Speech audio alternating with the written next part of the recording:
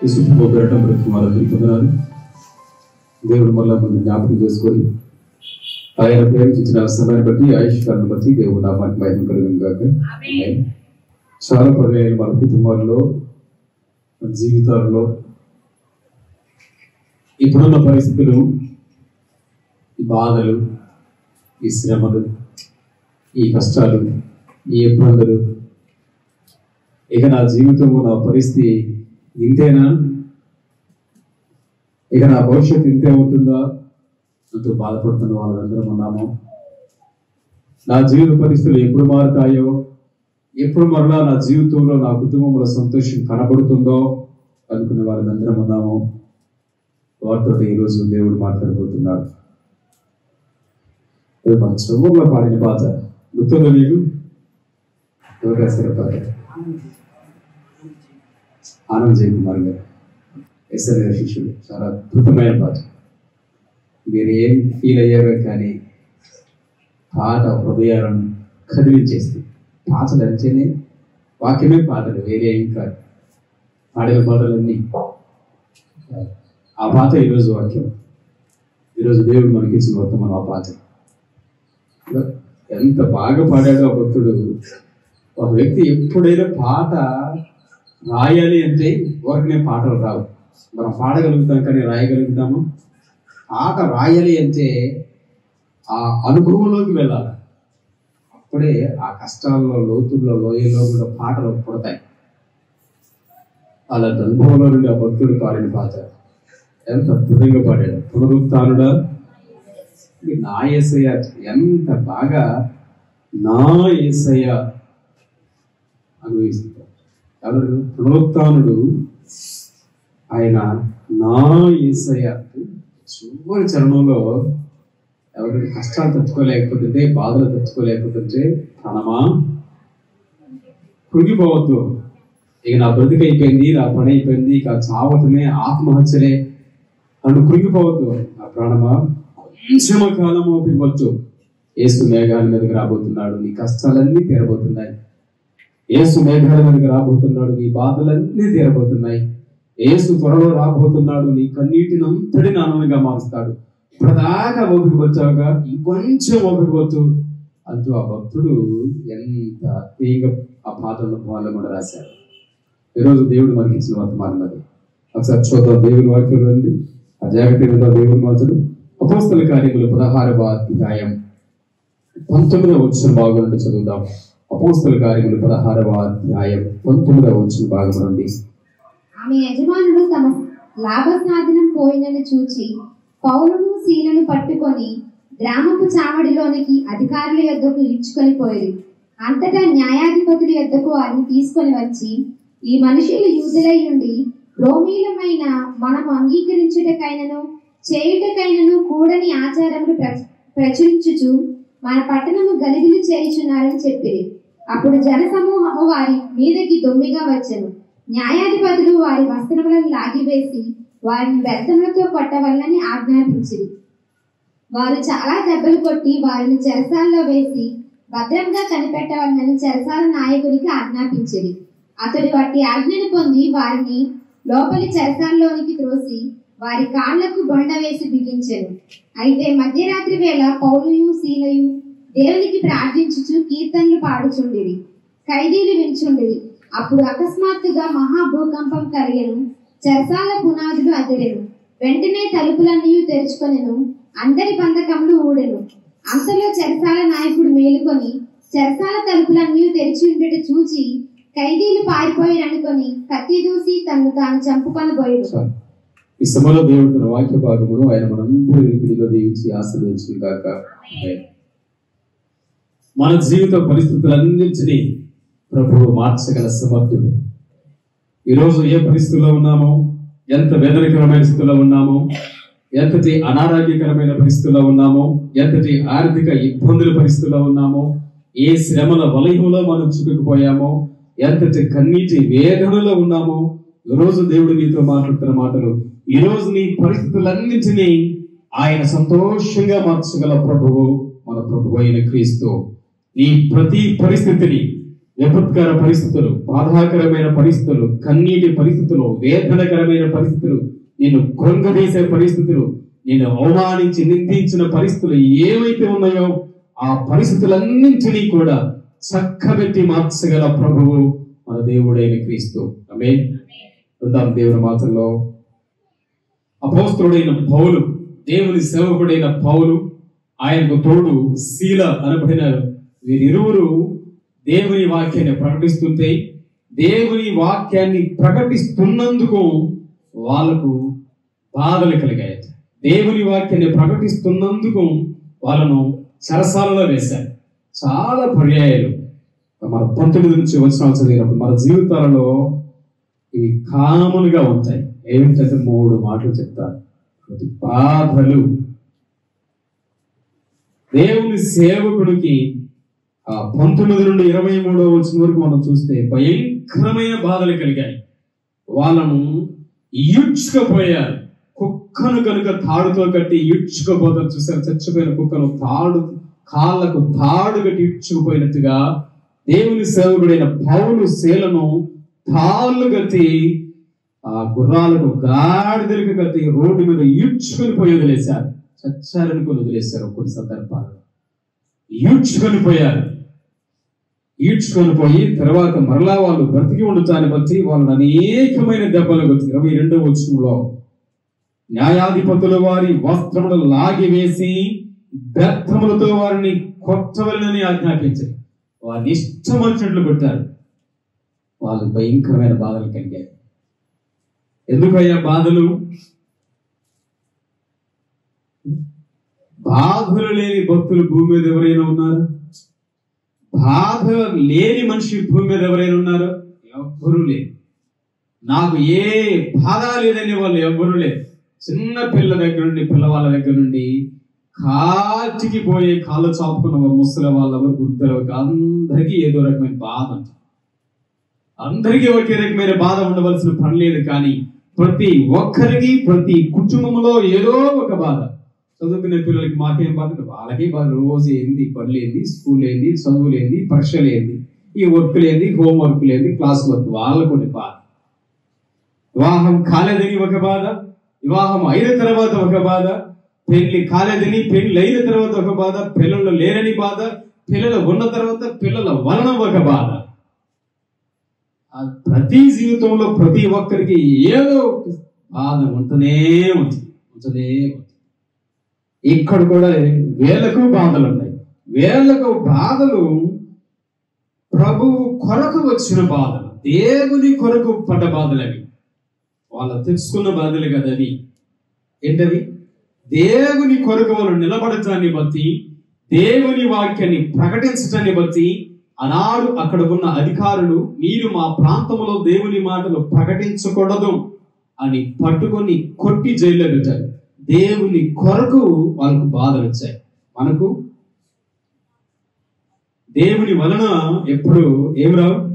బాధలు రావు. గుర్తుపెట్టుకోండి, దేవుని వలన ఎప్పుడు రావు. మనకు చాలా పర్యాలు ఆ వ్యక్తి జీవితంలో బాధలు వచ్చాయంటే దేవుని కొరకు బాధలు వచ్చేవాళ్ళు ఎక్కడో దేవుని కొరకు నిలబడినప్పుడు అప్పుడు వస్తాయి. ఎక్కువ శాతం మిగతా జీవితంలో భాగంలో ఎక్కువ శాతం బాధలు మన వలననే వస్తాయి. మన పాపం వలన వస్తాయి. బాధలు ఓరకనే రావు, వలన వస్తాయి. దేవుడు ఏమన్నాడు తెలుసా? విలాప వాక్యములు 333 అంటే తెలుసా? 3వ అధ్యాయం 33వ వచనం. విలాప వాక్యములు 3:33. ఆయన నరులకు విచారమునైనను బాధనైనను ఎంత మాత్రము కలుగజేయవాడు కానే కాదు. దేవుడు ఎప్పుడు హృదయపూర్వకంగా ఏ వ్యక్తికి కూడా ఎవరిని బాధ పెట్టడం అసలు దేవునికి ఇష్టమే లేదు. దేవుడు ఎప్పుడు ఎవరిని ఆయన కావాలని ఎప్పుడు బాధ పెట్టడు. బాధ కలిగింది అంటే దేవుని కొరకు నీవు ఆయన కొరకు నిలవబడినప్పుడు, ఆయన కొరకు జీవించినప్పుడు కలిగే బాధ ఇది. ఇది ఒక రకమైన బాధ. 2, మన లోపముల వలన, మన చేష్టల వలన, మన పాపముల వలన, మన దోషముల అతిక్రమముల వలన మనం తెచ్చుకునే బాధలు. అంతే. ఎందుకు బాధ కలుగుతుంది? దేవుని కొరకు నువ్వు నిలబడినప్పుడు బాధ కలుగుతుంది. వచ్చే బాధలు 2, దేవుని మాటను మీరినప్పుడు, నీ సొంత ఇష్టంగా నువ్వు ప్రయాణించినప్పుడు, దేవుని మాటకు అవిధేయమైనప్పుడు, దేవుని వాక్యమును తృణీకరించినప్పుడు, కుటుంబాలలోనో జీవితాల్లోనో కొన్ని పర్యాయ బాధలు తెచ్చుకుంటాం. చూడండి ఒకసారి లేవియాకాండం 26వ అధ్యాయం 21వ వచనం. లేవియాకాండం 26:21. మీరు నా మాట విననొల్లక నాకు విరోధముగా నడిచిన ఎడల నేను మీ పాపములను బట్టి మరి 7 మిమ్మల్ని బాధించేదను. ఏమన్నాడు తెలుసు? దేవుని మాటను మీరుట వలన, దేవుని మాటకు ఎదురు తిరుగుట వలన, దేవుని మాటకు అవిధేయులవుట వలన దేవుడు అన్నాడు, మీ పాపమును బట్టి మీరు బాధించబడ్డారో. దేవుని కొరకు నీవు రోషంగా పౌరుషంగా ఆత్మీయంగా నిలబడితే నీకు వచ్చే బాధల బట్టి పరలోకంలో గొప్ప కిరీటాలు వచ్చాయి. కానీ దేవుని మాటని మీరి మన ఇష్టానుసారంగా జీవిస్తూ చేయకూడని పనులు చేస్తూ నువ్వు బాధలు తెచ్చుకుంటే దానికి దేవుడు బాధ్యుడే కాదు. మరొక మాట చూడండి, కీర్తన గ్రంథం 107వ కీర్తన 17వ వచనం. 107:17. బుద్ధిహీనులు తమ దుష్ట ప్రవర్తన చేతను తమ దోషం చేతను బాధ తెచ్చుకొందురు. ఎట్లా ఎందుకు వస్తుంటాయి కొన్ని పర్యాయాలు? వరకు వస్తాయా? దేవుడు ఏమన్నాడు? హృదయపూర్వకంగా నరులకు విచారమునైనను బాధనైనను నేను కలుగజేయవాడును కాదు. దేవుడు ఎప్పుడు ఎక్కడ భూమి మీద ఏ వ్యక్తిని అయినా బాధ పెట్టడు. ఏ మనిషి బాధపడుతుంటుంటే దేవుడు సంతోషంగా ఆయన ఉండలేడు. ఏ తండ్రి ఉండగలడు బిడ్డల బాధల్లో ఉంటే? ఏ తల్లిదండ్రులు సంతోషంగా ఉండగలరు బిడ్డల కష్టాల్లో ఉంటే? మన పరమ తండ్రి అంతకంటే ఎక్కువగా మనల్ని ప్రేమించిన వాడు. మనం ఏమాత్రము దుఃఖంలో బాధలో ఉంటే ఎంత మాత్రము సంతోషించేవాడు కాదు ఆయన. కాబట్టి దేవుని వైపు నుండి ఎప్పుడు కూడా అలాగని మనకు బాధలు రావు. ఆయన ఏమన్నాడంటే దుష్ట ప్రవర్తన వలనను, ఎట్లా ఎందుకు వస్తాయంట? దోషము చేతను దుష్ట ప్రవర్తన చేతను మీరు బాధలు తెచ్చుకుంటారు. దేవుని మాట మీరినప్పుడు వాళ్ళ జీవితాలు కొన్ని పర్యాయాలు మన బాధలు తెచ్చుకుంటాం. దానికి బాధ్యులు మనమే. దానిని స్వయంకృత ప్రాణం అంటాం. తొందరపాటు వలన చేయకూడని పనులు చేయటం వల్ల బాధలు. పౌలు భక్తుడుకు శీలకు వీళ్ళకు కూడా బాధలు వచ్చాయి. కానీ వీళ్ళ బాధలు వాళ్ళ దేవుని మాట మీరు తెచ్చుకున్నదే కావు, దేవుని మాటలు ప్రకటిస్తున్నందుకు వచ్చిన బాధలు. మీరు మా ప్రాంతంలో దేవుని మాటలు చెప్పడానికి వీల్లేదు అంటూ ఈడ్చుకుపోయి కొట్టి వాళ్ళని జైల్లో వేశారు. వాళ్ళకి అంతటి భయంకరమైన బాధలు వచ్చాయి. పరలోకంలో ఎంత గొప్ప భాగ్యం ఉంటుందో, పరలోకంలో ఎంత గొప్ప కిరీటాలు వాళ్ళు పొందుకోగలుగుతారు. ఈరోజు ఈ మాట నుంచి మనలో నీకు ఉన్న బాధ దేవుని కొరకు బాధ, నీ వలన వచ్చిన బాధల, నీ వలన నువ్వు తెచ్చుకున్న బాధలా, దేవుని కొరకు ఆత్మీయంగాను పౌరుషంగా నిరార్థంగా ఆయన కొరకు నిలువబడి తెచ్చుకున్న బాధలా? ప్రశ్న వేసుకో. పౌలు శీల దేవుని కొరకు నిలువబడితే లోకంలో నుండి బాధలు వచ్చాయి. అది ఉత్తమమైనది, శ్రేష్టమైనది. రెండు, దేవుడు చెప్పినట్లుగా మన వలన మనం దేవుని మాట వెనుకపోవటం వలన, దేవునికి దూరంగా వెళ్ళిపోవటం వలన, మన పనులు అవిధేయతను బట్టి తొందరపాటును బట్టి మనం తెచ్చుకున్న బాధలు. తెచ్చుకోవద్దు బాధలు. చూడండి, హోషేయ గ్రంథం 14వ అధ్యాయం 1వ వచనం. హోషేయ 14:1. ఇశ్రాయేలు, నీ పాపం చేత నీవు కూలితివి కనుక నీ దేవుడైన యెహోవా తట్టుకు తిరుగుము. నీ పాపము చేత నీవు కూలిపోతివి. ఇప్పుడైనా దేవుడు తిరిగయ్యా అన్నాడు దేవుడు. చాలా పర్యాయం బాధలకు కారణం మన విధేయత. ఆ విధంగా ఎప్పటికీ మనం ఉండనే ఉండకూడదు. పౌలు శిలలాగా ప్రభు కొరకు మనం నిలువబడిన వారంగా ఉండాలి. వీళ్ళ జీవితాల్లో భయంకరమైన బాధలు కలిగాయి. వాస్తవంగా వాళ్ళంత బాధపడాల్సిన పన్నుందా? వాళ్ళకి ఎందుకు బాధలు వచ్చాయి? దేవుని మాటలు చెప్పడం వల్ల బాధలు వచ్చాయి. దేవుని గురించి సాక్ష్యం చెప్పడం వల్ల బాధలు వచ్చాయి. యేసు ప్రభు నిజమైన దేవుడిని ప్రకటించడం వల్ల బాధలు వచ్చాయి. వాళ్ళకి బాధలు రాకుండా ఉండాలంటే చెప్పడం మానేశారు అనుకోండి. యేసు ప్రభు సువార్తను చెప్పడం మానేశారు. ఎవరైనా వాళ్ళని కొడతారా? ఎవరైనా వాళ్ళని తిడతారా? ఎవరైనా వాళ్ళని హేళన చేస్తారా? ఈడ్చుకుపోతారా, జైల్లో పెడతారా? ఏముండవు. కానీ వాళ్ళు ప్రకటించకపోతే నీవు నేను మనం రక్షించబడి ఉండే వాళ్ళం కాదు. వాళ్ళు ప్రకటించకపోతే ఆ మహా గొప్ప దేవుడైన రక్షకుడైన యేసుక్రీస్తు ప్రభువుని గురించి మనము తెలుసుకుని ఉండేవాళ్ళం కాదు. మనం ఇంకా మన పాపాల్లోనే ఉండి నరకానికి పోయేవాళ్ళం. ఆ రోజు వాళ్ళు అంత కష్టాలు పడి ప్రకటించడం వల్లే ఆ రక్షణ సువార్త మన దాకా వచ్చింది. మన నుండి ఎందుకు ముందుకు పోవట్లేదంటే ఏమో మనం ఏమైనా మాట్లాడితే వాళ్ళు ఏమైనా అంటారేమో, వీళ్ళు ఏమైనా తిడతారేమో, వాళ్ళు ఏమైనా నిందిస్తారేమో, వాళ్ళు ఏమైనా నవ్వుతారేమో అని చాలా పర్యాలు మనం నోరు తెరమో ఆ రక్షకుడి గురించి చెప్పడానికి. ఎందుకు వచ్చిన బాధలు మనకు? అవునా కదా? ఎందుకు వచ్చిన బాధలు? రండి వీరి సువార్తకి వెళ్దామంటే ఎందుకు వచ్చిన బాధలు? మాకు కాళ్ళ నొప్పులు, కీళ్ళ నొప్పులు అంటాం. అర్థమా అన్నమా? రండి ప్రార్థనకు పోదాం, ఆ గ్రామానికి సువార్తకు వెళ్దామంటే ఎందుకు వచ్చిన బాధలు ఈ చల్లో, ఎందుకు వచ్చిన బాధలు ఈ వర్షంలో, ఎందుకు వచ్చిన బాధలు ఈ ఉక్కపోతలు ఎండలో అంటాం. ఎందుకు తెచ్చుకుంటాం అంటాం బాధలు. అని ప్రభు కొరకు నిలబడదాం, ప్రభు కొరకు ప్రయాసపడదాం. ఎంతైనా అవమానమైన, హేళనైన, కష్టమైన ఏదైనా సరే ప్రభు కొరకు మనం తచ్చుకొని నిలబడదాం అనగలిగిన పౌరులాంటి ఆత్మీయులు ఉన్నామంటారా ఈరోజు ఈ మాట్లాడుతున్నలో? ఎంతమంది ఈ రోజు ఎస్కేపింగ్ తెప్పించుకోని ఎందుకులే మనకు వచ్చింది తిప్పల బాధలు. మన బతుకు మనం ఎట్లా నమ్ముకున్నాం కదా, మన బతుకు మనం గిరగీసుకొని గీట్లో వచ్చే పోలా. ఆ రోజు వాళ్ళు అలా అనుకుని వచ్చే నువ్వు రక్షించబడే వ్యక్తి లేదా? యేసు ప్రభు సువార్త నీ దాకా వచ్చేదా? ఆ యేసు ప్రభు మహా గొప్ప దేవుడు నీవు అంగీకరించే వ్యక్తి నేను. ఈరోజు ఈ చివరి దినాలలో అలాంటి వాళ్ళు కావాలి. ఎన్ని పాటలైనా కానీ ప్రభు కోసము అంత గొప్ప పాట పాడాము. అలాంటి వాళ్ళని కావాలి ప్రభు కోసం.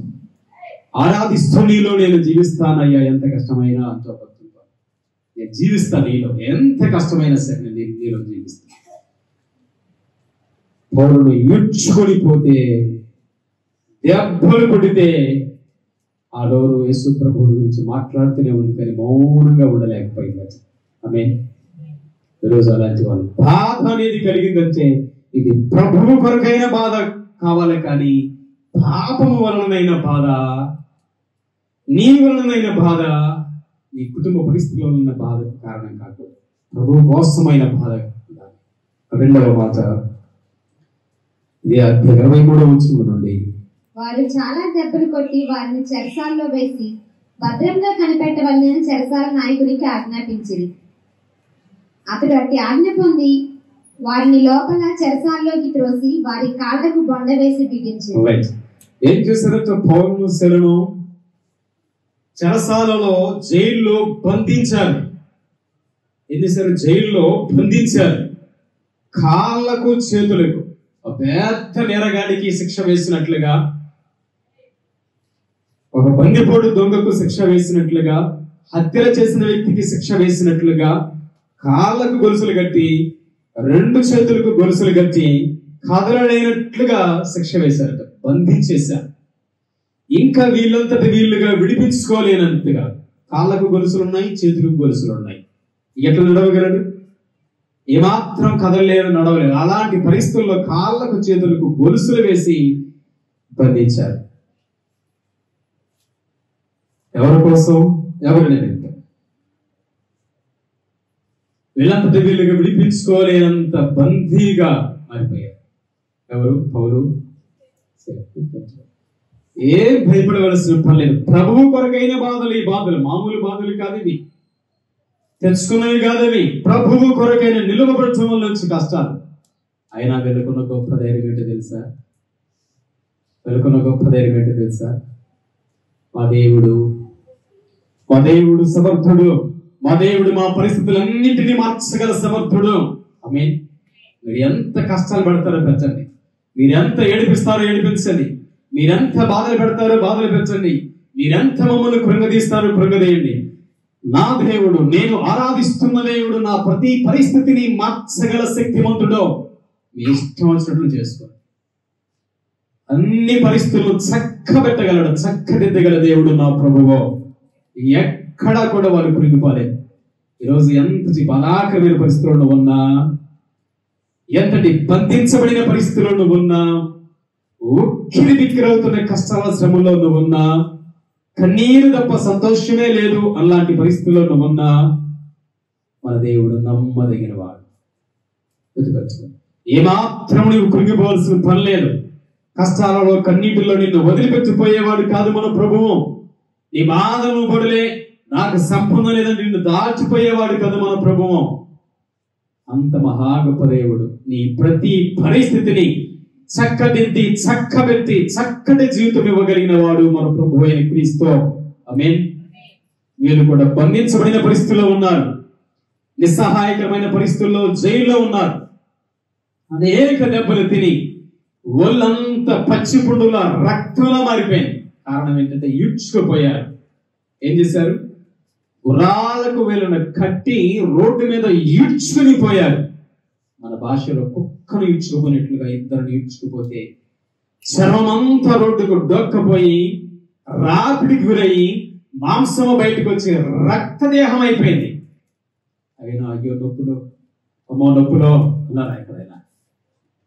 వచ్చే బాధలు మింగేశారు ప్రభువు కోసం. ఎంతటి బాధనైనా ఇంక బందీలుగా మారిపోయారు. మా బుద్ధిలే దేవుడు అన్నారా? మా బుద్ధిలే ప్రభు అన్నారా? ఇది కష్టాలు ఎందుకులే, మా జీవితం అయిపోయింది అన్నారా? బాగా నమ్మారు దేవుని విషయంలో. ఈరోజు మనకి ఎంత కష్టముందో, ఎంత బాధ ఉందో నువ్వు ఎప్పటికీ గుర్తు పెట్టుకోవాల్సిన మాట, నీ ప్రతి పరిస్థితిని మార్చగలడు మన ప్రభువు. ప్రభువు అద్భుతమైన శక్తి సంపన్నుడు. ఆయన సర్వాధికారి అయిన దేవుడు, సర్వ సమృద్ధి కలిగిన దేవుడు, ఆయన సమర్థుడైన దేవుడు. ఈ కుటుంబమును, జీవితమును, పరిస్థితులన్నిటిని చక్కబెట్టగల దేవుడు ప్రభువు. ఏమాత్రం ఈ రోజు నీ జీవితంలో ఉన్న కష్టాల మధ్య నువ్వు కృంగిపోయి పారిపోయి నిరుత్సాహ మాటలు పాడుకొద్దు. కృంగిపోవద్దు, కుమిలిపోవద్దు, కొలబడిపోవద్దు. అయిపోయిందిలే నా పని అని ఏమాత్రం అనుకోవాల్సిన పని లేదు. నువ్వు ఎంతటి బంది కాణాల పరిస్థితిలో ఉన్న దేవుడు సమర్థుడో పెట్టుకో. ప్రభువు కోసం బంధించబడిన వాళ్ళు వీళ్ళు ఈరోజు చాలా మంది ఇంకా బందీగానే మిగిలిపోయారు. ఎంతటి అలవాట్ల నుంచి బయటపడదామన్నా కూడా ఆ అలవాట్లను వదిలిపెట్టలేని స్థితిలో బందీలుగా మారిపోయారు. వదిలిపెట్టాలని నాకుంది కానీ నేను వదిలిపోలేకపోతున్నాను. మారాలని నాకుంది కానీ నేను మారలేకపోతున్నాను. మందిరానికి రావాలని నాకుంది కానీ రాలేకపోతున్నాను. ప్రభువుని నమ్మాలని ఉంది కానీ నమ్మలేకపోతున్నాడు. ఎందుకో? నువ్వు బంధించబడిన స్థితిలో ఉన్నావు. బంధించబడిన వ్యక్తి తనంతడు తానుగా ఎలాగూ బయటపడలేడు. ఈరోజు చాలా మంది పాపపు సంఖ్యల చేత బంధించబడ్డారు. ఆ రోజు పౌలు శీల వీళ్ళిద్దరేమో ఇనుప సంఖ్యల చేత బంధించబడ్డారు. ఇనుప సంఖ్యల చేత బంధించబడి వాళ్ళంతటా వాళ్ళుగా ఆ సంఖ్యలలో నుండి ఎలాగ బయటికి రాలేకపోయారో, ఈరోజు చాలా మంది పాపపు సంఖ్యల చేత, అలవాట్లు అనే సంఖ్యల చేత బంధించబడి దానిలో నుండి వాళ్ళంతటా వాళ్ళు రాలేక రాలేక రాలేక కుమిలిపోతూ వచ్చారు. చూడండి మాట లూకా సువార్త 13వ అధ్యాయం 16వ వచనం. లూకా సువార్త 13:16. ఇదిగో 18 ఏండ్ల నుండి సాతాను బంధించిన అబ్రహాము కుమార్తె అయిన ఈమెను విశ్రాంతి దినమందు ఈ కట్ల నుండి విడిపింపదగదా అని అతనితో చెప్పాను. ఇక్కడ ఒక ఆమె ఎన్ని సంవత్సరాల నుంచి బంధించబడిందచ్చా? 18 సంవత్సరాలు. ఏంటి అనుకున్న బంధం? దేంట్లో బంధించబడింది తెలుసా? అనారోగ్యము, వ్యాధి అనే బందిగాణలో బంధించబడింది. 18 సంవత్సరాల నుండి సాతాను ఆమెను బంధించాడట. రోగిష్టి దానివిగా ఉండువు అని. 18 సంవత్సరాలు ఆమె ఎంత ఏడ్చినా ఎంత చేసినా ఆ భయంకరమైన వ్యాధిలో నుండి ఆమె నిలబడలేకపోయింది, నడవలేకపోయింది, నిల్చోలేకపోయింది, జారుగా ఉండలేకపోయింది. నడుము వంగిపోయి అలాగే గూడి మనిషిలాగా మారిపోయింది. 18 సంవత్సరాలు ఎదురు చూస్తూ ఈరోజు ఈ మాట నుంచి మనలో ఎన్ని సంవత్సరాల నుంచి నువ్వు అలవాట్లో అలా లొంగిపోయి వంగిపోయి ఉన్నావో, ఎన్ని సంవత్సరాల నుంచి నీ అలవాట్లు బంధించి నిన్ను నిటారుగా నీ జీవితం నిలబెట్టలేకపోయాయేమో. ఆ వ్యక్తిని కూడా జీవితంలో నిటారుగా నిలబడలేకపోయింది, జీవితంలో చక్కగా నిలవబడలేకపోయింది. సాతానుడు ఆమెను బంధించిన జీవితాన్ని బట్టి వంగిపోయింది లోకానికి అలవాటు. ఈరోజు ఎంతో మంది అలవాట్లకు, పాపములకు లొంగిపోయి వాటికి వంగిపోయి క్రీస్తులోను ఆత్మీయతలోను విశ్వాసంలోను నిలకడగా నిటారుగా ఉండలేకపోతున్నాం. కాలం అదే పరిస్థితి. ఎప్పుడు బయటపడతావు? ఎప్పుడు దాంట్లోంచి విడుదల పొందుతావు? ఒక్కసారి కష్టం వస్తేనే వామ్మో అంటూ తచ్చుకోలేని బాధలే. ఎన్ని సంవత్సరాలు ఇదే బాధల్లా ఉంటాం. ఇలాంటి పరిస్థితుల్లో మనం ఉన్నామని, ఇలాంటి బాధించబడుతున్న బందీకాణాలాంటి పరిస్థితుల్లో మనం ఉన్నామని గుర్తించిన దేవుడు బాధింపబడుతున్న వారిని, బంధించబడిన వారిని విడుదల చేయడానికే 2000 సంవత్సరాల కిందట పరలోకము నుండి భూమి దిగి వచ్చాడు ప్రభువైన క్రీస్తు. యెషయా గ్రంథం 61వ అధ్యాయం 1వ వచనం. యెషయా గ్రంథం 61:1. ప్రభువుకు యెహోవా ఆత్మ నా మీదకు వచ్చి ఉన్నది, దీనులకు సువర్తమానం ప్రకటించుటకు యెహోవా నన్ను అభిషేకించెను. నలిగిన హృదయం గల వారిని దృఢపరచుటకును, చెరలోనున్న వారికి విడుదలను, బంధింపబడిన వారికి విముక్తిని ప్రకటించుటకును, చెరలోనున్న వారికి, బంధింపబడిన వారికి విడుదల కలగజేయటకే దేవుడి లోకానికి వచ్చాడు. యేసు ప్రభువారు 2000 సంవత్సరాల కిందట భూమి మీదకి వచ్చినది ఏ అలవాట్ల చేతనో, ఏ పాపము చేతనో సాతానుడు పాపము నిన్ను బంధించి కట్లు కట్టి నీ అంతటి నీవు విడుదల పొందలేక నలిగిపోతున్నావో ఆ భయంకరమైన స్థితిగతుల్లో నుంచి విడుదల చేయడానికి యేసు ప్రభువారు ఈ లోకానికి వచ్చాడు. మనలందరినీ పాపపు సంఖ్యల నుంచి విడిపించి పరలోకం వైపు నడిపించిన మహా గొప్ప దేవుడు ప్రభు అయిన క్రీస్తు. ఈరోజు ఎంతమంది ఉన్నామో ఏ అలవాట్ల చేత కట్టబడి, సంఖ్యల చేత బంధించబడి, నా వల్ల కావటం లేదు ఈ గురుసులు తెప్పుకోవచ్చు, నా వల్ల కావటం లేదు ఈ అలవాట్లు మానుకోవటం అనే పరిస్థితిలో ఉన్నావో, నీకోసం యేసు ప్రభు ఈ లోకానికి వచ్చాడు. ఆయన మహా గొప్ప దేవుడు.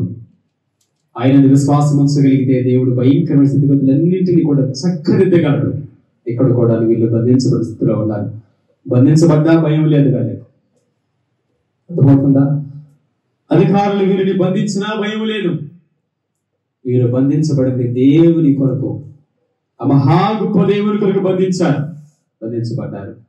అయినా వీరు ఎక్కడా కూడాను ఇక మమ్మల్ని జైల్లో వేశారు, ఇక తెల్లవారితే మమ్మల్ని చంపేస్తారు, మా ప్రాణాలు పోతాయి, ఇప్పటికే మా రక్తమంతా పోయింది, ఇక మాకు వైద్యం జరగకపోతే ఈ రాత్రి మేము చచ్చిపోతాం అంటూ ఎక్కడ భయాందోళనకు వారు గురి కాలేదు. ఆత్మీయులకు నామకార్థులకు తేడా అదే. కష్టాలు ఇద్దరికీ వస్తాయి, నామకార్థునికి వస్తాయి, ఆత్మీయుడికి వస్తాయి. కానీ ఆత్మీయుడు ప్రభుపై ఆధారపడుతూ నా దేవుడున్నాడు, ఈ కష్టం అంతటిని తీరుస్తాడు, నా దేవుడున్నాడు, నా పరిస్థితి అంతా చక్కటి పెట్టి మళ్ళీ నాకు మంచి భవిష్యత్తు ఇస్తాడని ఆత్మీయుడు ఎప్పుడు ఆకాశం వైపు ప్రభు వైపు చూసి నిరీక్షణతో ఉంటాడు. పడాం కదా ఆ మహాగభక్తుడు పడాడు. కుంగిపోమాకు ప్రాణమా, కుంగిపోమాకు, ఇంకొంచెం కాలం ఓపికవచ్చు, ఏమి కృంగిపోవద్దు, ఆత్మహత్యల వైపు పరిగెత్తొద్దు, ఇప్పటిదాకా ఓపిక వచ్చావు, ఇంకొంచెం ఓపిక వచ్చు, నీ కోసం యేసు ప్రభు మేఘాల మీదకి రాబోతున్నాడు, నిన్ను విడుదల చేయడానికి, నీ కష్టాల నుంచి విడుదల చేయడానికి ఆయన రాబోతున్నాడు. ఓపిక వచ్చు ప్రాణమా అంటూ భక్తుడు తను తాను ఓదార్చున్నట్లుగా, నా ప్రాణమా నువ్వు కృంగిపోవద్దు, నువ్వేళ కృంగిపోయావు, నువ్వు కృంగిపోవద్దు, నిరుత్సాహపడొద్దు అంటూ దావీదు భక్తుడు మాట్లాడినట్లుగా పౌలు సేవకుడు జైల్లో ఉండి ఏమాత్రం కృంగిపోలేదు. ఈరోజు ఈ మాట నుంచి మనలో నువ్వు ఎలాంటి ఇబ్బందికరమైన పరిస్థితుల్లో ఉన్నా, ఎంతటి భయంకరమైన బాధాకరమైన స్థితిగతుల్లో నువ్వు ఉన్నా, ఈరోజు దేవుడు నీతో మాట్లాడుతున్న మాటలు నువ్వేమాత్రం కృంగిపోవద్దు. నీ ఉన్న పరిస్థితుల్లో నుంచి నిన్ను విడుదల చేయడానికి ప్రభు పరలోకము నుంచి దిగి వచ్చాడు. బాధల్లో ఉన్న నిన్ను ఆ బంధించబడిన స్థితిలో నుంచి విడుదల చేయడానికి ప్రభు 2000 సంవత్సరాల కింద భూమి మీదకి దిగి వచ్చిన దేవుడు ఈ రోజు నీకున్న పరిస్థితులన్నిటినీ చక్కబెడతాడు. ఆమేన్. నీకున్న కన్నీటిని సంతోషంగా మారుస్తాడు. కాబట్టి నువ్వేమీ కృంగిపోవద్దు. 3వ మాట,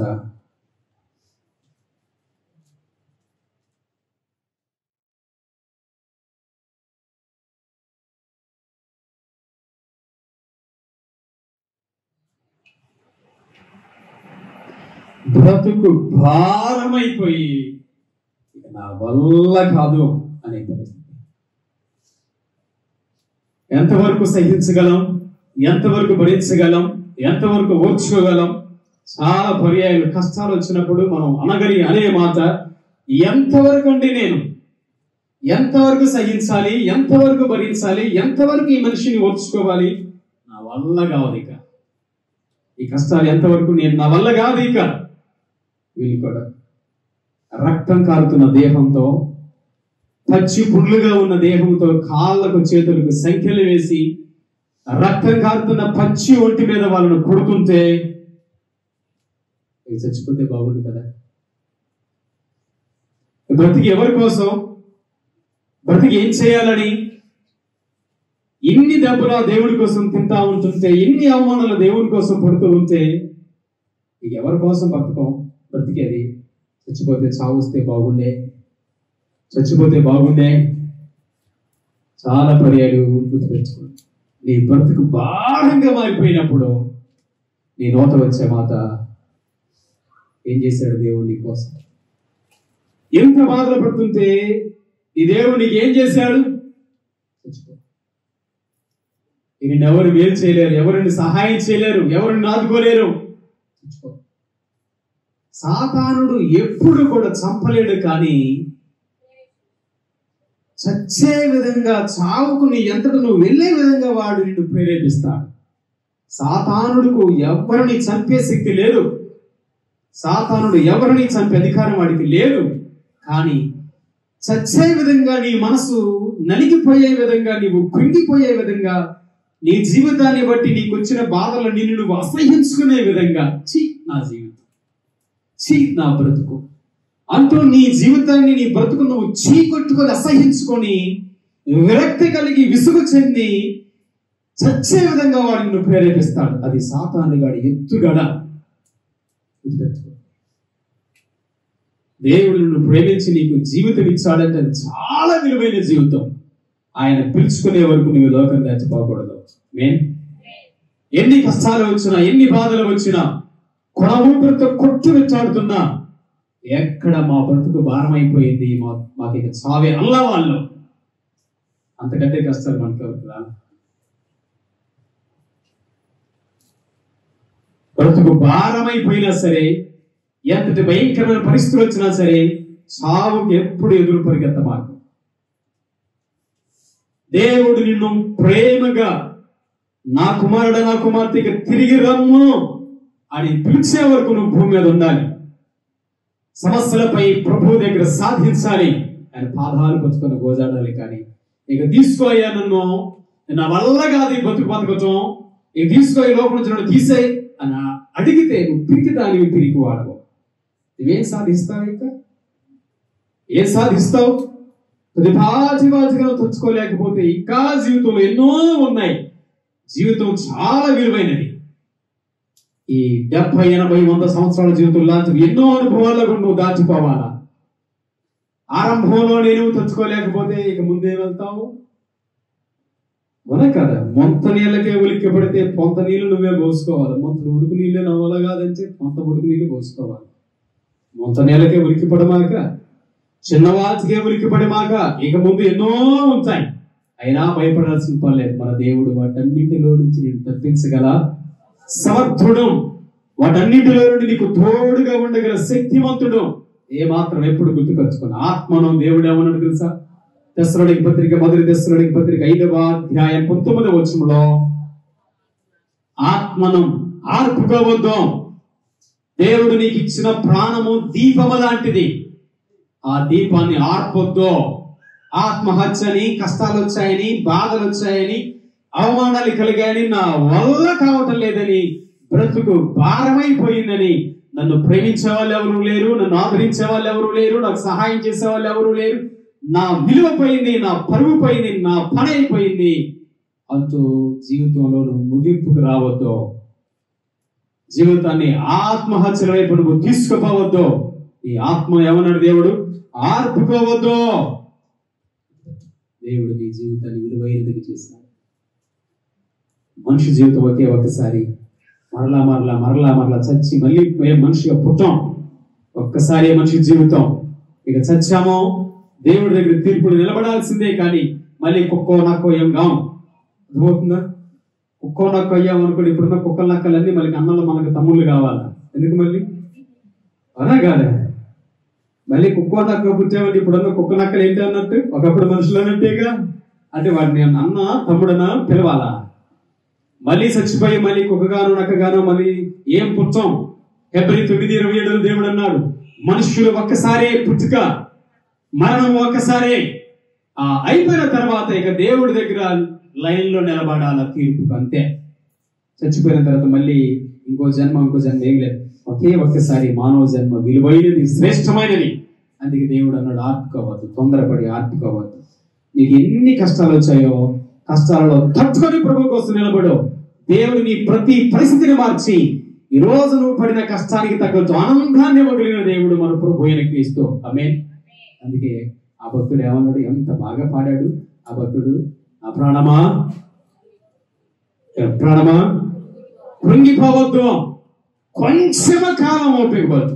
ఎంత బాగుంటుందో అలా, కొంచెం కాలం ఓపిక. యేసు వస్తున్నాడు మేఘాల మీద నీకోసమే. కష్టాలలో ఉన్న నీ కష్టాలన్నీ పోగొట్టడం కోసం యేసు మేఘాల మీద వస్తున్నాడు. బాధల్లో ఉన్న నీ బాధలన్నీ తెచ్చడం కోసం యేసు మేఘాల మీద వస్తున్నాడు. శ్రమల్లో ఉన్న నీ శ్రమలన్నీ పోగొట్టడం కోసం యేసు మేఘాల మీద వస్తున్నాడు. ప్రాణమా కృంగిపోయి ఆత్మహత్యలు పరిగెత్తొద్దు. ఇప్పుడు దాకా వచ్చుకున్నావు, ఇంకొంచెం కాలం వచ్చుకో. ఆయన మేఘాల మీద నిన్ను పరలోకానికి తీసుకుపోయే గొప్ప భాగ్యం ఇవ్వబోతున్నాడు. ఇంకొంచెం కాలం ఉపయోగించు, నా ప్రాణమా నువ్వు కృంగిపోకో అన్నాడు. పౌలు భక్తుడు సేన కూడా జైల్లో ఉన్నప్పుడు బ్రతుకు భారమైపోయి ప్రభు కోసం బాధలు పడితే వీళ్ళెక్కడ పిరిగే వాళ్ళలాగా ఆత్మహత్య వైపు పాలేదు. మనం కూడా జీవితాలకు ఎన్ని కష్టాలు వచ్చినా ఒకటే గుర్తు తెచ్చుకో, నా పరిస్థితిని నా ప్రభువు మార్చగలడు. ఈ రోజు ఉన్న నా ఈ కష్టాన్ని నా ప్రభువు మార్చగలడు. ఈ రోజు ఉన్న నా ఈ కన్నీటిని నా ప్రభువు మార్చగలడు. ఈ రోజు ఉన్న నా అనారోగ్య పరిస్థితిని నా ప్రభువు మార్చగలడు. ఈ రోజు నాకున్న ఈ ఆర్థిక పరిస్థితిని నా ప్రభువు మార్చగలడు. ఈ రోజు నేను ఉన్న ఈ లేమి పరిస్థితిని నా దేవుడు మార్చగలడు. లేమిలో నుండి కలిమిలోకి మార్చగలడు. తీసుకుపోగల దేవుడు నా ప్రభువు అయిన క్రీస్తు. ఆమేన్. కాబట్టి ఎక్కడ కూడా కృంగిపోయినప్పుడు ఆత్మను ఆర్పుకునే వైపుకి మనం పరిగెత్తకూడదు. వీళ్ళతో పాటు ఇంకొకడు ఉన్నాడు ఆ జైల్లో ఒక వ్యక్తి. 27వ వచనం చదువుదాం. అంతలో చెరసాల నాయకుడు మేలుకొని చెరసాల తలుపులని తెరిచి ఉండటం చూచి ఖైదీలు పారిపోయి రనుకొని కత్తి దూసి తనను తాను చంపుకొనబోయేనా. అర్థమవుతుందా? విశ్వాసులకు కష్టం వస్తే ఎంతటి బాధలు వచ్చినా తట్టుకొని నిలబడ్డారు. ఆ జైల్లో ఒక నాయకుడు ఉన్నాడు, అతను జైలరు. ఇక్కడ ఒక అద్భుతం జరిగింది, చెప్తా ఒక మాట. వీళ్ళంతా జైల్లో ఉండి పౌలు సేన ఆ మాటలో 25వ వచనంలో చక్కటి మాట ఉంది. అయితే మధ్యరాత్రి వేళ పౌలును సేలయు దేవునికి ప్రార్థించుచు కీర్తనలు పాడుచుండని ఖైదీలు వినుచుండు. ఎంత గొప్ప మాట ఉందో తెలుసా? అయితే ఏమైతే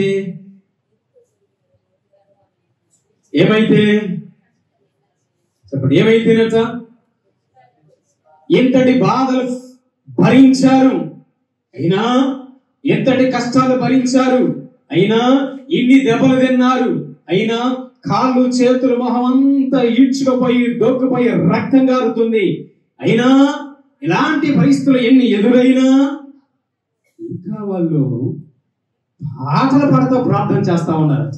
ఎంత గొప్ప భాగ్యం! హబక్కూకు గ్రంథం 3వ అధ్యాయంలో చివరి మాటల్లో 17-18 వచనాల్లో మాట్లాడుతాను. అంజూరపు పండ్లు పుయ్యకుడినను, ద్రాక్ష చెట్లు కాపు లేకపోయినను, పశువులు సాలలో లేకపోయినను నేను యెహోవా యందు ఆనందించెదను. నాకు ఎన్ని కష్టాలు వచ్చినా, ఎన్ని నష్టాలు వచ్చినా సరే, ఎన్ని బాధలు కలిగినా సరే నేను నా దేవుళ్ళలోనే ఉంటాను. ఆమేన్. నేను నా దేవుళ్ళలోనే ఆనందంగా ఉండగలుగుతాను అన్నాడు. ఇక్కడ కూడా వీళ్ళు కూడా పౌలు సేన ఏమన్నారంటే, మాకు ఎన్ని బాధలు వచ్చినను అయినా సరే, ఎన్ని దెబ్బలు తిన్నను అయినా సరే, ఆ అయితే అనే ఆ 3 అంకెల అర్థం అది, 3 అక్షరాల అర్థం అది. అయితే అనే ఆ మాట అర్థం ఏంటంటే, మీరు ఎన్ని దెబ్బలున్నా కొట్టండి, అయినా నా దేవుణ్ణి వదిలిపెట్టను. మీరు ఎంతగానైనా నా ప్రాణాలు తీయండి, ఎన్ని ఇంకా కష్టాలైనా పెట్టండి, అయినా నేను దేవుణ్ణి ఆరాధిస్తా అంటూ ఎంతటి కష్టాలలో బాధల్లో కూడా ప్రార్థన చేశారు. మరి మనం చేయగలుగుతారా? కష్టాలు బాధలు కలిగితే, ఇంకా ఎక్కువ బాధలు వస్తే అప్పుడే ప్రార్థనలు మానేస్తాం. ఏం చేస్తాం? ప్రార్థన మానేస్తాం. ఏముందిలే, ప్రభువును నమ్ముకున్నా కూడా ఇంకా కష్టాలు ఎక్కువైపోయాయి, బాధలు ఎక్కువైపోయాయి, ఇక నమ్ముకుంటే ఏంటి, నమ్మకపోతే ఏంటి, మందిరానికి వస్తే ఏంటి, రాకపోతే ఏంటి, ఇంకా ఎక్కువైపోతున్నాయి కదా అని మనం మానేస్తాం. కానీ ఏం చేశారు వీళ్ళు? చెప్పండి, కొన్ని మాటలు చెప్తారు. వీళ్ళు ఏం చేశారు? వీళ్ళు ఎన్ని భయంకరమైన కష్టాలు వచ్చినా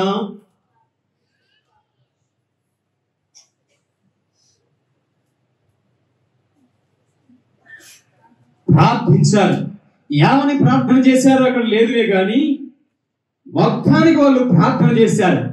వాళ్ళు చేసిన ప్రార్థన ఎవరంటున్నారు? అందరు పక్కన ఉన్నారు, పక్కన ఇంకా గదుల్లో వేరే ఖైదీలు ఉన్నారు. వాళ్ళందరూ వీళ్ళు చేసే ప్రార్థన వింటా ఉన్నారు.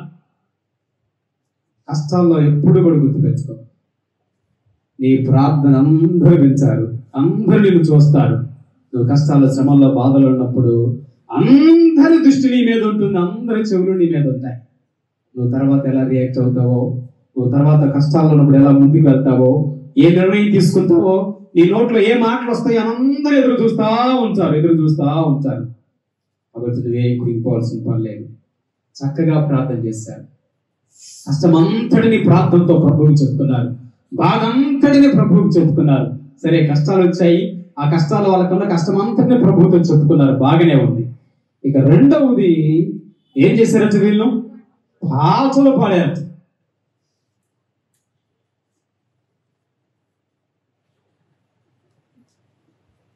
ఏం పాటలు పాడారు అక్కడ లేదు, ఏం ప్రార్థన చేశారో లేదు. కానీ పాట పాడాలంటే సాధారణంగా కష్టాల్లో ఉన్నప్పుడు పాటలు వస్తాయా? కష్టాల్లో ఉన్నప్పుడు ఎప్పుడు కాదు, నేను బాధలో ఉన్నప్పుడు ఉద్యోగం ఒక పాట పాడండి. మిగతా వాళ్ళు పాడుతూ ఉంటే నువ్వు కష్టంలో నీ కష్టాన్ని బట్టి మౌనంగా ఇంతా ఉంటావు. ఉత్సాహంగా ఉద్యోగంగా పాడలేవు. ఎవరు పాడతావు? బాధల్లో ఉన్నప్పుడు నీకు ఎవరి మాటలు వస్తాయి? ఏమని ఆరాధించగలవు? ఏడుస్తూ, రోధిస్తూ, వేధిస్తూ, నీకున్న కష్టాన్ని తలుచుకుంటూ మౌనంగా ఉంటాం. పాటలు పాడాలి అంటే ఎంత ఉద్యోగంగా, ఉత్సాహంగా పడాలి. కానీ వీళ్ళు ఓపిక లేదు, దెబ్బలు తిని రక్తమంతా పచ్చిపుండ్లకు దేహంగా ఉన్న ఉద్యోగంగా, ఉత్సాహంగా పాటలు పాడుతూ ఉండి ఈ పాటలు కూడా వింటాం. ఇది గొప్ప భాగ్యం. ఈరోజు ఈ మాటల నుంచి మనలో పాటలు పాడుతూ నువ్వు ప్రభువుని ఆరాధించగలిగావా? కష్టాల్లో నాకు పాటలు రావుండను, మాకు ఉన్న గొంతుతో పాడు, వచ్చిన పాటలే పాడు. వాక్యము ఒక వ్యక్తిని ఎలాగైతే రక్షించి ప్రభు దగ్గరికి వస్తుందో, పాటలు కూడా, నువ్వు పాడే పాటలు కూడా మారు మనసులను నడిపిస్తాయి. పాడే పాటలు కూడా ఆ వ్యక్తిని రక్షణకు నడిపిస్తాయి. పాడే పాటలు కూడా ఆ వ్యక్తిని దేవుని సన్నిధికి నడిపిస్తాయి. పాటలే వాక్యం. నీకు వాక్యం గుర్తున్నా గుర్తు లేకపోయినా కొన్ని పాటలైన బట్టి ఆ పాటలు చాలాసార్లు నేను ఆదరిస్తాయి. ఆ పాటలు చాలాసార్లు దేవుల్లో బలపరుస్తాయి. ఏ గొంతైన కోయలకు గొంతించింది ఆయన, గాడిదకు గొంతించింది ఆయన. గాడిదకి ఇచ్చిన గొంతుతో గాడిద పాడాలా, కోయకి ఇచ్చిన స్వరంతో కోయలా పాడాలి, అంతేనే కాదా? మనకి ఇచ్చిన గొంతుతో మనం పాడాల్సింది. ఎవరు ప్రభువుకు అసలు ఎవరైతే ఎవరిపోతే వీళ్ళు పాటలు పాడుతూ ఉన్నారు. ఎంత గొప్ప మాట తెలుసు అది. అంతే అలా పాటలు పాడాలంటే మనసు రాదు. నీకు బాధ ఉన్నప్పుడు పాడు, ప్రయత్నం చేయి. ఉద్యోగం పాడు, ప్రయత్నం చేయి. ఏముంటాయి? ఏడుపే కనబడుతుంది. కానీ పాటలో నువ్వు పాడాలి అన్న పాటలో ఏడుపే వస్తుంది, కానీ ఆయన ఆరాధించదు, ఉద్యోగం కనబడదు. కానీ వీళ్ళు ఎట్లా పాడారంటే, ఎట్లా ప్రార్థన చేశారంటే, మా దేవుడు గొప్పవాడు అనుకుంటూ, మా దేవుడు సమర్థుడు అనుకుంటూ వీళ్ళందరూ చూస్తా వింటా ఉంటుంటే వాళ్ళందరి మధ్యలో దేవుడిని కనపరుస్తూ పాడారు. ఇది ఒక ఆత్మీయ జీవితం. ఏంటంటే విశ్వాసికి ఎప్పుడు కూడా భయంకరమైన కష్టాలు ఎంత లోపుతున్నా పైకి నలగి ఇస్త్రీ చేసిన చొక్కా వేసుకున్నట్టుగా పైన చూసే వాళ్ళందరికీ ఇస్త్రీ చేసిన చొక్కా కనపడతాం. హృదయము ఎంత ముక్కలైపోయినా, లోపల ఎంత భరించలేని బాధ ఉన్నా, చుట్టూ చూస్తున్న మనుషుల మధ్యలో నా దేవుడు గొప్పవాడు, నా దేవుడు అధిక శక్తి సంపన్నుడు, ఆయన ఎన్నో మాకు దేవుడు చేశారు అనుకుంటూ పాడుతూ ఉన్నారు. వీళ్ళు దేవుణ్ణి ఆరాధిస్తూ పాటలు పాడుతూ ఉన్నారు. ఎంత గొప్పగా పాడారంటే వీళ్ళు పాటలు గుర్తుపెట్టుకున్నారు. వీళ్ళు పాటలు పాడుతూ ఉంటుంటే ఖైదీలు వెళ్తున్నాయి కదా, దేవుడే వెళ్తా ఉన్నారు. ఏం చేశాడు దేవుడే? వీళ్ళు పాటలు పాడుతూ ఉంటే దేవుడే ఆ పాటలన్నీ వింటా ఉన్నాడు. ఎంత బాగా ఉందంటే, మనం పాటలు పాడుతూ ఉంటే కొన్నిసార్లు మనకు తెలియకుండానే కాళ్ళు చేతులు ఏం చేస్తాం, దరివేస్తా ఉంటాం. ఎందుకు? నీకు తెలిసినా తెలియకపోయినా పాటలు పాడుతూ ఉంటే కాళ్ళు కదులుతూ ఉంటాయి, చేతులు కదులుతూ ఉంటాయి. దేవుడు కూడా పౌలు శీల జైల్లో ఉండి, రక్తపు మడుగులో ఉండి, హృదయపూర్వకముగా ఆ మహా గొప్ప దేవుణ్ణి పాటలు పాడుతూ ఉంటే దేవుడు కూడా కాలు కదిలిస్తా ఉన్నాడు, దరివేస్తా ఉన్నాడు. ఏం చేశాడు దేవుడు? దరివేస్తా. మన కుర్చీ మీద ఎట్ట చేతులు కొట్టాడు. కుర్చీ అంటే ఏమవుతుంది? టక్ టక్ టక్ పాటలు తగ్గట్టు సౌండ్ వస్తా ఉంది. పౌలు శీల కూడా పాటలు పాడుతూ ఉంటే దేవుడు కూడా ఆకాశం ముందు ఆసీనుడైన దేవుడు కాలు కదిలిస్తా ఉంటే, ఆయన కాలు కింద ఉన్న ఈ భూపీఠము లాంటి భూమి ఆయన కాలు కదలిక తట్టుకోలేక వైబ్రేషన్ వచ్చేసాయి.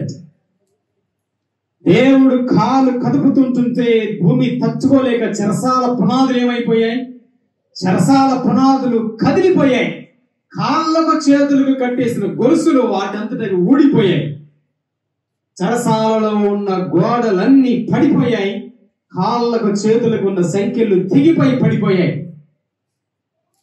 దేనికి?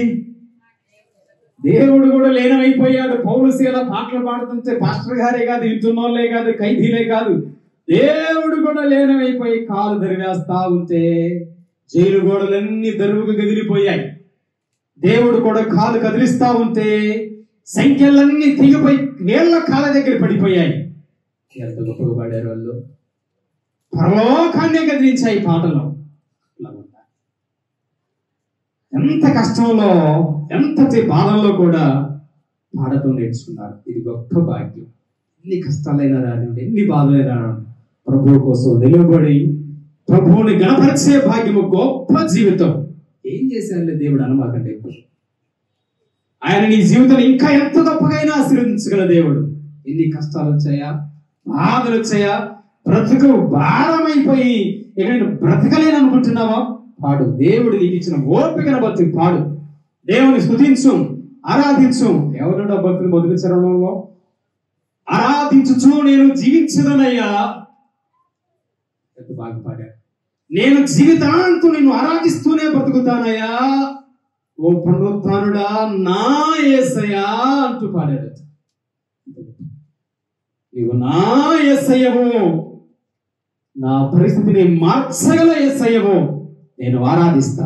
సంతోషంలోనే కాదు, బాధల్లో కూడా నేను ఆరాధిస్తా ప్రభువా అంటూ పాటలు పాడితే ఆయన దేవుడు కదిలించాడు భూమిని. ఇద్దరు భక్తుల కోసం దేవుడు ఏం చేశాడు? భూమిని కదిలించి చెరసాల పునాదులతో సహా కదిలిపోయాయి. చెరసాల మొత్తం కుప్పకూలిపోయి, వీళ్ళ మీద ఏం బల్లా, వీళ్ళు ఎట్లే ఉన్నారు, గోడలన్నీ కూలిపోయి, తలుపులన్నీ కూలిపోయి, చేతులకు కాళ్ళగా వేసిన ఇనుప సంఖ్యలన్నీ తెగిపోయి కాళ్ళ దగ్గర పడిపోయాయి. గొప్ప అద్భుతం. దేవుడే పరలోక నుంచి వీళ్ళ కోసం ఏం చేసే తెలుసా? ప్రభువే దిగి వచ్చాడట.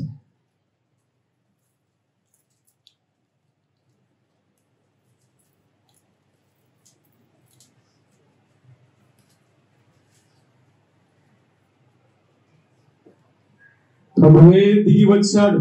ఎవరో గోడలు పడవేసినట్లుగా, ఎవరో వీళ్ళ చేతులకున్న సంఖ్యలన్నిటిని నరికి వేసినట్లుగా, తాళాలు వేసినట్లుగానే ఉన్నాయి, కాళ్ళకు వేసిన తాళాలు వేసినట్లుగానే ఉన్నాయి. కానీ గొలుసులు మాత్రం ఊడి కింద పడిపోయాయి. గోడలు అలాగే ఉన్నాయి, కానీ ఆ గేట్లు మాత్రం పడిపోయాయి. ఎవరో వచ్చి మొత్తం పడవేసినట్లుగా. కారణం ఎవరో తెలుసా? వీళ్ళ పాటలు, వీళ్ళ ప్రార్థన ప్రభువుల పరలోకం నుండి భూమి మీద దిగి వచ్చి అంత గొప్పగా దేవుణ్ణి ఆరాధించి ప్రార్థన చేసి పాట. ఎంత గొప్ప భాగ్యం. పాటలు ప్రభువునే కదిలించాయి. మరి మనిషిని కదిలించలేవు, మనసును కదిలించలేవా, మార మనసు నడిపించలేవా? ఎంతైనా దేవుడు అద్భుతమైన కార్యాలు జరుగుతాయి. అందుకే పాటలు పాడేటప్పుడు ఓరక పాడచ్చు. దేవుని ఆత్మ చేత అనుభవిస్తూ పాడితే ఆ పాట వాళ్ళు ఎంత బాధల్లో ఎంత పాడారో ఆ పాటలు ప్రభువుని పరలోకం నుండి వారి దగ్గరికి తీసుకొచ్చి జైలు గోడలన్నీ పడిపోయి సంఖ్యలన్నీ తెగిపోయాయి. తెగిపోతే ఆ జైలు అనుకున్నాడు, ఆ జైలు నాయకుడు గోడలు పడిపోయాయి, సంఖ్యలన్నీ ఇక్కడ తెగి కుప్పలు పడిపోయాయి కాబట్టి వీళ్ళందరూ పారిపోయారు. జైల్లో ఉన్న వీళ్ళందరూ పారిపోయారు, నేరస్తులందరూ పారిపోయారు. కాబట్టి ఇప్పుడు ఆ అధికారులు నీ ఉద్యోగంలో నువ్వు నిర్లక్ష్యంగా ఉండి ఖైదీలు తప్పించుకున్నారని నన్ను చంపేస్తారేమో, నా కుటుంబాన్ని రోడ్డుకి ఈడుస్తారేమో అని భయపడి వాళ్ళు చంపేసే కంటే నేను చచ్చిపోవడమే మంచిదని ఆత్మహత్య చేసుకోవడానికి ఈ జైలర్ తన దగ్గర ఉన్న కత్తి తీసి తనను తాను పొడుచుకోబోయాడు. గుర్తుపెట్టుకోండి, జైలర్కి కష్టాలు వస్తే ఏం చేశాడు? నా దేవుడు ఉన్నాడులే అన్నాడు, నా దేవుడు కాపాడుతాడులే అన్నాడు. పౌలుకు చచ్చేంత కష్టాలు వచ్చి బ్రతుకు భారమైపోతే మా దేవుడు ఉన్నాడు, మా దేవుడు మా కోసం పరలోకం నుంచి 2000 సంవత్సరాలు దిగొచ్చాడు, మళ్ళీ దిగొస్తాడు మాకు సహాయం చేయడం కోసం. మేము జైల్లో ఉంటే జైల్లోకి వస్తాడు, ఎక్కడుంటే అక్కడికి వస్తాడు మా దేవుడితో ధైర్యంగా ఉన్నాడు పౌలు శీల భక్తుడు. ఈ జైలర్ గారేమో ఏముంది, నన్ను ఉద్యోగం నుంచి పీకేస్తారు, నన్ను ఉరికంబం ఎక్కిస్తారు, నా కుటుంబాన్ని రోడ్డు గిడుస్తారు అంటూ భయపడి కత్తి తీసుకొని పుడుచుకోబోయాడు. మన దేవుడు మహా గొప్ప దేవుడు. మన యేసుక్రీస్తు ప్రభువులో ఉన్నంత ధైర్యము నిరీక్షణ ఈ ప్రపంచంలో ఇంక ఎక్కడా కనబడో. కష్టాలు వచ్చినప్పుడు మన విశ్వాసులకు మాత్రమే ఎన్ని కష్టాలు వచ్చినా మా దేవుడు మా పక్షాన ఉన్నాడు, మా దేవుడు మాకు సహాయం చేయగలడు. ఈ రోజు నువ్వు ఎంత కష్టంలో బాధలో బలహీనమైన సమయంలో ఉన్నా సరే మా దేవుడు మా పరిస్థితులన్నిటినీ మార్చి మరలా మమ్మల్ని గొప్ప స్థాయికి తీసుకుని పోగలడు అనే గొప్ప నిరీక్షణ ధైర్యం ఒక్క క్రైస్తవులకు మాత్రమే ఉంటుంది. ఆమేన్. ఆ ధైర్యమే ఈ రోజు ఇక్కడ పౌలు శీలకు ఉంది. కొద్దిపాటి కష్టానికి జైలు తట్టుకోలేక చావు వైపు పరిగెత్తాడు. పౌలు శీల ఎవరు పరిగెత్తారో చావు వైపు, జైలు చావు వైపు పరిగెత్తి కత్తి తీసుకొని పుడుచుకోబోతే అప్పుడు పౌలు గారి దగ్గరికి వచ్చి, నాయనా నువ్వు ఆత్మహత్య చేసుకోవద్దు, నువ్వు పొడుచుకోవద్దు, జైల్లో ఉన్న ఖైదీలందరూ నా దగ్గరే ఉన్నారు, మాలో ఎవరూ తప్పించుకోలేదు అన్నారు. ఆ మాట అనగానే ఇప్పటిదాకా దెబ్బలు కొట్టిన ఆ జైలురావు, కొడాలతో కొట్టిన జైలురావు, చేతులకు కాళ్ళకు సంఖ్యలు వేసిన జైలురావు ఒక్కసారిగా చూసి ఆశ్చర్యానికి గురయ్యాడు. తప్పించుకునే అవకాశం ఉంది, పారిపోయే అవకాశం ఉంది. వాళ్ళ ముందు జైలు గోడలు బ్రద్దలైపోయాయి, చేతులు కాళ్ళకు వేయబడిన సంఖ్యలు ఊడిపోయాయి. కానీ పారిపోయారా? పారిపోయారు? పారిపోయారు. అవకాశం ఉన్నా సరే వాళ్ళు పోలేదు, పారిపోలేదు. ఈ పరిస్థితి చూసి వాళ్ళ ఆ జైలరు చూస్తా ఉన్నాడు, వింటా ఉన్నాడు. ఆ గోడలు పడిపోవటం చూశాడు, వాళ్ళు పాటలు పాడటం చూశాడు, ఆయన చేతులతో వాళ్ళని కొట్టడం చూశాడు. చూసి ఆ జైలు ఆశ్చర్యపోయి, అయ్యా నేను రక్షణ పడాలి, ఈ రక్షణ నాకు కావాలి, ఎంత గొప్ప భాగ్యమో నాకు కావాలి, నేను చేయాలి అని అడిగాడు. దేవుడు ఆశ్చర్య అద్భుతమైన కార్యాన్ని కల్లారా చూసిన వ్యక్తి. అప్పుడు అన్నాడు పౌలు, యేసు ప్రభువునందు విశ్వాసం ఉంచో, అప్పుడు నువ్వు నీ ఇంటి వాళ్ళు రక్షించబడతారు. అప్పుడు వెంటనే వాళ్ళను పౌలు తన ఇంటికి తీసుకెళ్లి ఇంటిలో వాళ్ళందరికీ వాక్యం చెప్పించుకొని ఆ జైల్లో తన కుటుంబంతో తన భార్య బిడ్డలతో అందరితో సహా బాప్తిజం పొంది ప్రభువునందు విశ్వాసం ఉంచి బాప్తిజం పొంది రక్షించబడ్డారు. ఎంత మహా గొప్ప దేవుడు మన ప్రభు అయిన క్రీస్తు. మన ప్రభు అయిన క్రీస్తు పరిస్థితులను మార్చినవాడు.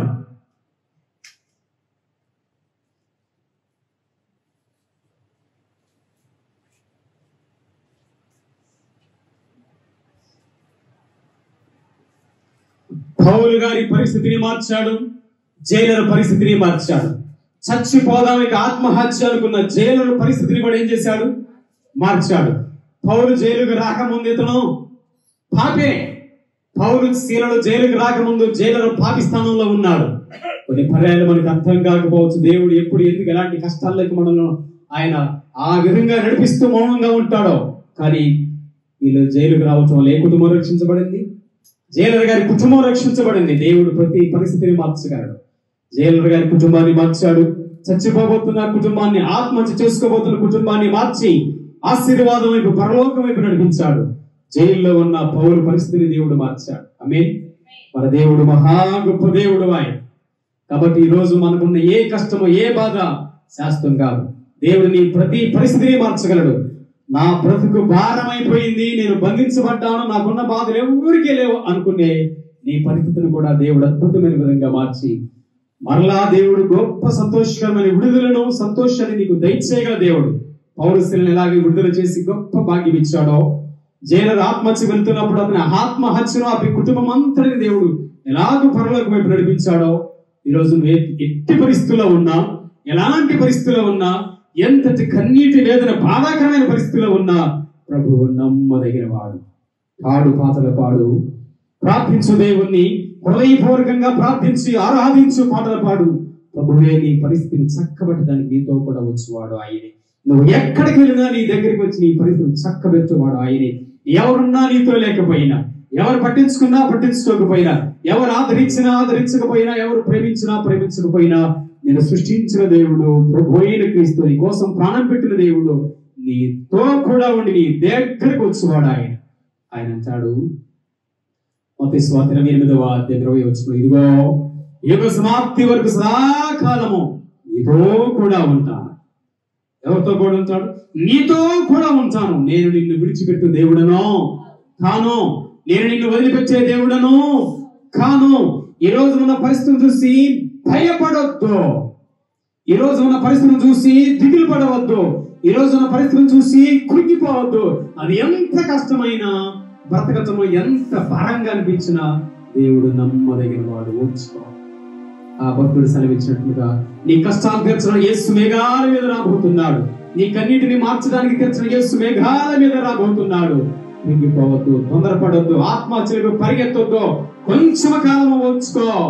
ఆయన మేఘాల మీద వచ్చిన దేవుడు నిన్ను పరలోకంలోకి తీసుకుపోయి నీ కష్టాలన్నిటిని తీర్చి గొప్ప సంతోషం, గొప్ప భవిష్యత్తు ఇవ్వగలిగిన దేవుడు ప్రభువు అయిన క్రీస్తు. ఆమేన్. ప్రార్థన చేసుకో. సకల దేవుడి మాటలు అంతటిని మన వెనుకడిలో దీవించి ఆశీర్వదించును గాక.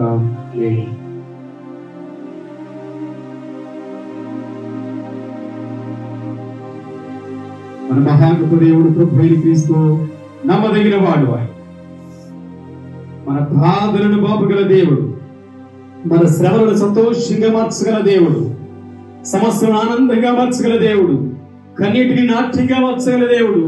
ఈ రోజు నీ పరిస్థితులంతటినీ మార్చి చక్కటి భవిష్యత్తు ఇవ్వగల దేవుడు. ఈ రోజు నీకు ఎంతటి బాధలున్నా, ఎలాంటి పరిస్థితుల్లో నీవు బంధించబడిన స్థితిలో ఉన్నా, ఏం చేయాలో తెలియని ఆలోచన లేక ఏం చేయాలో తెలియని పరిస్థితిలో నీవు ఉన్నా, ఏం బాధపడద్దు, కృంగిపోవద్దు. బ్రతుకు నీకు ఈ రోజు బ్రతకడం ఎంత కష్టంగా, దినదిన గండంలో ఆయుష్లాగా ఎంత కష్టంగా ఉన్నా ఏం కృంగిపోవద్దు.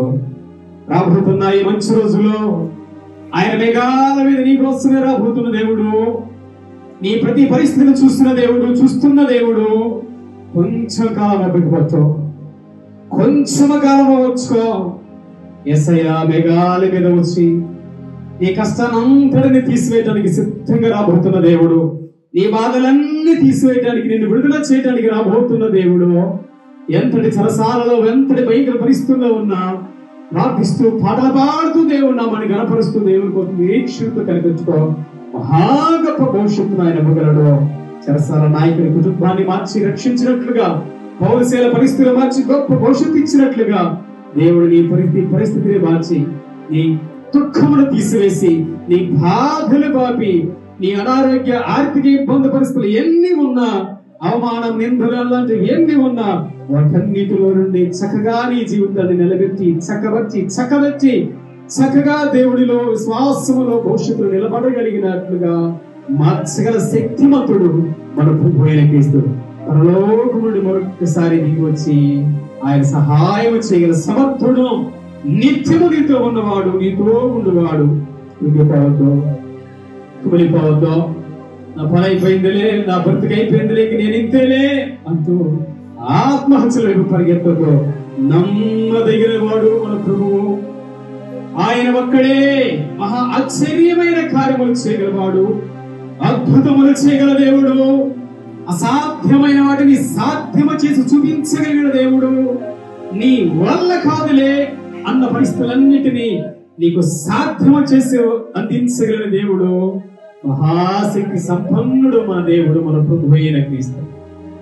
వేచి ఉందాం, ఎదురు చూద్దాం, ఓపిక పడదాం. నీ పరిస్థితులన్నిటినీ చక్కబెట్టగల దేవుడు ఆయన. ఓర్చుకుందాం, బాధలో కష్టాల్లో ఓర్చుకుందాం. రాబోతున్న దేవుడు, వస్తున్న దేవుడు, సహాయం చేయబోతున్న దేవుడు నీ కోసం ఆయన. ఈ కష్టమంతటిని మేలుగా మార్చేవాడు. ఆయన బిడ్డలు ఎవరి కష్టాల్లో ఉన్నా ఆయన చూస్తూ ఓరకుండేవాడు కాదు. కష్టమంతటిలో నుంచి, ఆయన దుఃఖం అంతటిలో నుంచి క్షేమంగా గమ్యానికి చేర్చగల దేవుడు, మన ప్రేమ కలిగిన దేవుడు, ప్రభువైన క్రీస్తు. ఎక్కిపించుదాం ప్రార్థనలో. ఈరోజు ఎవరు అలాంటి స్థితిలో, పరిస్థితిలో ఉన్నామో, యేసయ్యా నా కోసము మా ప్రభు 2000 సంవత్సరాల కింద దిగి వచ్చావు. నా ప్రతి పరిస్థితిని చూస్తున్న దేవుడు నాయన. ఎంతటి కష్టాల్లో పౌరుశీలలో ఉన్నప్పుడు తచ్చుకున్న రీతిగా తచ్చుకునే భాగ్యము నాకు ఇవ్వండి నాయన. వారు ఎదురు చూస్తున్నట్లు ఎదురు చూసే భాగ్యం ఇవ్వండి. వారి కోసమే దిగి వచ్చిన దేవా, నా కోసం మరొకసారి మీకు జ్ఞాపకం చేసుకునే సమస్యల విడుదల చేయండి అయ్యా అనుకుందాం. పరిశుద్ధుడా, ప్రేమగల తండ్రి, సర్వోన్నతుడా, సర్వశక్తిమంతుడా, సర్వాధికారి మా ప్రభువా, ఈ ఉదయకాల సమయంలో మరోసారి మీ ఘనమైన శ్రేష్టమైన నామమును స్తోత్రములు నాయన. రోజు మా ప్రభువా, మీ మాటలు విని శిరస్సు వంచి ప్రార్థనలో పాల్గొంటున్న నీ దాసులందరినీ పేరు పేరు మీ కృపలో జ్ఞాపకం చేసుకున్నది ఆయన. ఎవరు ఎలాంటి స్థితిలో ఉన్నారు, ఎవరు ఎలాంటి పరిస్థితుల్లో ఉన్నారు, ఎవరు ఎంతమంది కన్నీటిలో, దుఃఖములో, వేదనలో, శోధనలో, బాధలో మా ప్రభువా బ్రతకటమే కష్టమైన స్థితిలో భారంగా ఉన్నారో ప్రతి వ్యక్తిని, ప్రతి కుటుంబాన్ని మీ కృపలో జ్ఞాపకం చేసుకునేది ఆయన. మా ప్రభువా బ్రతుకు భారమైపోయి మా వల్ల కాదు ఈ జీవితము బ్రతుకు అంటున్న ప్రతి పరిస్థితిని కూడా నీవు మార్చగల దేవుడు అని ఉన్నావు. ఇక నాకు బ్రతుకు లేదు, ఇక చావే శరణ్యం అనుకొని ఆత్మహత్య చేసుకుంటున్నా జైలర్ను సైతం, చెరసాల నాయకుని కూడా మా ప్రభువా నీవు ప్రేమించావు. అవమానించిన వారిని ప్రేమించావు, అవహేళన చేసిన వారిని, అపహాసం చేసిన వారిని ప్రేమించి అలాంటి వారికి కూడా మా ప్రభువా బ్రతుకునిచ్చి నిలబెట్టిన గొప్ప దేవా నీకు ఉన్నాడు నాయన. ఈ సమయంలో మా ప్రభు ఎందరూ ప్రార్థిస్తున్నారో, ఎలాంటి పరిస్థితుల్లో ఉన్నప్పుడు నీవు నమ్మదగిన దేవుడుగా వారితో ఉన్నావో మరొకసారి నీ కార్యాన్ని చూపించండి నాయన. మా ప్రభువా ఆనాడు పౌలశీల కోసం చెరసాల పునాదులు కదిలింపచేసి సంఖ్యలన్నింటినీ తెప్పి కాళ్ళ దగ్గర పడవేసినట్లుగా ఈరోజు ఎంతమంది ఎన్ని కన్నీటి చేతులు, కష్టాలనే సంఖ్యల చేత బంధించబడి ఉన్నారో, ఎంతమంది అలవాట్ల చేత బంధించబడి ఉన్నారో, ఆ అలవాట్లన్నింటిలో నుంచి విడుదల చేయండి నాయన. ఆ కుటుంబాల మీద, వ్యక్తుల మీద నీ కనికరము చూపెడుతుంది. వారికి ఉన్న ఇబ్బందికరమైన పరిస్థితులన్నింటినీ కూడా మా ప్రభువా సంతోషకరంగా మార్చండి నాయన. ఇబ్బందికరమైన కష్టకాలం అంతటిని ప్రభు ఆనందకరమైన స్థితిలోనికి తీసుకురండి తండ్రి. మీ సన్నిధిని వారితో కూడా ఉంచండి నాయన. పౌరుశీలతో మీరు తోడుగా ఉన్నట్లుగా సభలో ప్రార్థనలో పాల్గొంటూ బాధలలో ఉన్న వారు ఎందరు ఉన్నారో, ఈరోజు ఎందరి కుటుంబాలు ఎంతటి బాధాకరమైన పరిస్థితులు ఉన్నాయో, ఆ కష్టాలు, బాధలంతటిలోంచి మా ప్రభువా బ్రతుకు భారంగా జీవిస్తున్న వారందరినీ జ్ఞాపకం చేసుకోండి. బ్రతుకును మార్చగల దేవుడు నీవు నాయన. మాకు చక్కటి భవిష్యత్తును అందించగల దేవుడు నీవు మా తండ్రి. మాకు ఇక బ్రతికే లేదు అనుకున్నప్పుడు మా బ్రతుకును సంతోషంగా మార్చగల శక్తిమంతుడు దేవుడు నీవు నాయన. నీకు మా హృదయాలను, మా పరిస్థితులను, మా సమస్యలను, మా కష్టాలంతటిని నాయన నీ పాదాలకు అప్పగిస్తున్నా మా ప్రభువా. నీ కనికరము, నీ కృప చూపండి నాయన. ప్రార్థిస్తున్న ప్రతి ఒక్కరి మీద మీ సన్నిధి కాంతిని ప్రకాశింపచేయండి తండ్రి. సంఖ్యలన్నీ, శ్రమలన్నీ, సమస్యలన్నీ దూరం చేయి పటాపంచలైపోయి మా వాటన్నింటిలో నుంచి విడుదల కలగజేసి మా ప్రభువా మహా గొప్ప నిరీక్షణ, మా ప్రభువా మీ సహాయం కోసం ఎదురు చూస్తూ ఓపికతో ఉండే గొప్ప విశ్వాస నిరీక్షణ దయచేయండి. రాబోతున్న రోజుల్లో మేలుకరంగా, దీవెనకరంగా, సంతోషకరంగా ఉంచి ప్రతి ఇబ్బందికరమైన పరిస్థితిని కూడా సంతోషంగా మార్చండి నాయన. బాధాకరమైన పరిస్థితి అంతటిని కూడా ఆనందకరమైన పరిస్థితులుగా, ఇబ్బందులు మా ప్రభు అపహేళన, అపహాస్యం గల పరిస్థితులంతటిని, అనారోగ్య, ఆర్థిక ఇబ్బందులు గల పరిస్థితులంతటిని కూడా మా ప్రభు ఆశీర్వాదకరమైన స్థితులుగా మీరు మార్చి మా ప్రభు మీ బిడ్డల సమాజంలో తలగా నియమించబడతారన్న వాక్య వాగ్దానమును ఈ సభలో ప్రార్థన పాల్గొన్న సభ్యుల మీదను, మా దేశ ప్రజలందరి మీదను ఉంచి మీ పరలోక రాజ్యములకు వారసులుగా చేసుకొని మీ బిడ్డలుగా ఉంచమని మీ కృపా సన్నిధిని, మీ చాచిన హస్తాన్ని మా సంఘం మీద, మా దేశ ప్రజల మీద ఉంచబడి క్రీస్తు యేసు పరిశుద్ధ నామమున అడిగి వేడుకొంచున్నాం తండ్రి. ఆమేన్.